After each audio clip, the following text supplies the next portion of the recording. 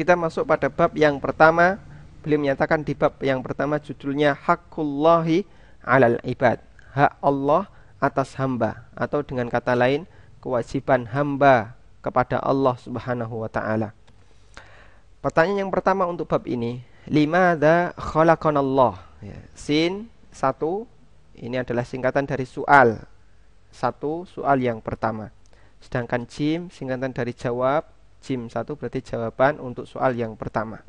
Sin 1 beliau menyatakan limadza khalaqanallah, untuk apa Allah menciptakan kita? Jawabannya khalaqanallahu lina'budahu wa la nusyriku bihi syai'an. Wad dalilu qauluhu ta'ala fi suratidz dzariyat ayat 56, wa ma khalaqtul jinna wal insa illa liya'buduni. Allah menciptakan kita tujuannya adalah agar kita beribadah kepadanya. Wala nusyriku bihi syai'a, dan tidak menyekutukannya dengan sesuatu apapun. Ya. Dalilnya adalah firman Allah Ta'ala di surat Adz-Dzariyat. Allah menyatakan, wa ma khalaqtul jinna wal insa illa liya'budun. Tidaklah aku ciptakan jin dan manusia, dua makhluk yang mendapatkan beban syariat, jin dan manusia, illa liya'budun, kecuali agar mereka beribadah kepadaku semata. Maka inilah tujuan dasar Allah menciptakan jin dan manusia.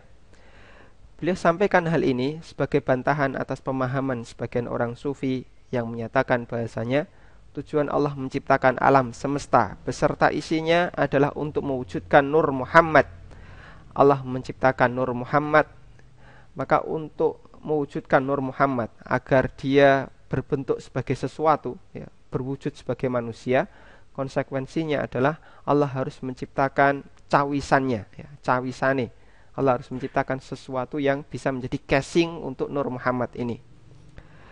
Maka Nur Muhammad akan bisa terwujud sebagai manusia jika ada sesuatu yang berwujud manusia. Untuk bisa mewujudkan manusia, Allah butuh bumi sebagai tempat tinggalnya. Maka Allah ciptakan bumi, kemudian Allah ciptakan manusia, turun-temurun akhirnya terwujudlah Nur Muhammad yang berupa Nabi kita Muhammad SAW. Ini adalah keyakinan yang keliru, keyakinan yang salah, karena tidak sesuai dengan apa yang Allah nyatakan dalam Al-Quran di surat Adz-Dzariyat, bahasanya tujuan utama Allah menciptakan jin dan manusia adalah agar mereka beribadah kepada Allah Subhanahu wa taala.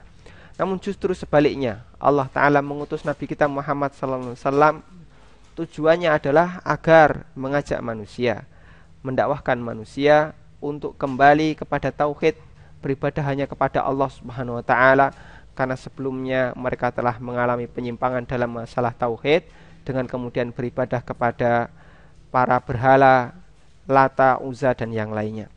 Dalil yang lain, Nabi sallallahu alaihi wasallam bersabda, Haqqullahi 'alal ibad ayya'buduhu wa la yusyriku bihi syai'a. Hak Allah atas hamba atau kewajiban hamba kepada Allah adalah agar mereka beribadah hanya kepadanya dan tidak menyekutukannya dengan sesuatu apapun. Hadis ini sahih, diriwayatkan oleh Bukhari dan Muslim.